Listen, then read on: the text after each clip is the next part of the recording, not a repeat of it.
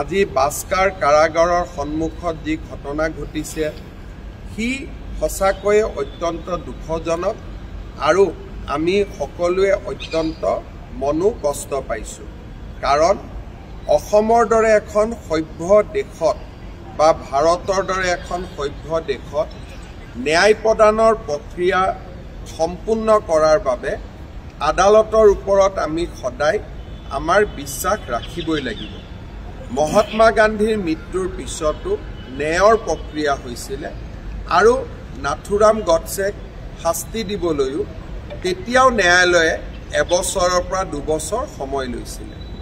ৰাজীৱ গান্ধীৰ মৃত্যুৱে হওক, ইন্দিৰা গান্ধীৰ মৃত্যুৱে হওক, প্ৰত্যেকটো ঘটনাৰ শাস্তি ন্যায়িক প্ৰক্ৰিয়াৰ মাজেৰে হৈছিল। আজি ৰাজনৈতিক দলসমূহে ৰাইজক, সাধাৰণ ৰাইজক যি সঁচাই জুবিনক প্ৰাণ ভৰি ভাল পায়, জুবিনক প্ৰাণৰ শিল্পী, জুবিনক আপোন বুলি ভাবে, আমাৰ দৰে অসংখ্য যি জুবিনৰ অনুৰাগী, তেওঁলোকক উত্তেজিত কৰাৰ বাবে যি প্ৰচেষ্টা, মই ভাবোঁ যে ই সঁচাকৈয়ে অসমৰ স্বাৰ্থত নহয়, ই বহু দিনলৈ অসমক ক্ষতি কৰিব। CA আন্দোলনে যেনেকৈ অসমক বহু দিনলৈ ক্ষতি কৰিছিল, এই ব্যৱস্থাটোৱে অসমক বহু দিনলৈ ক্ষতি কৰিব।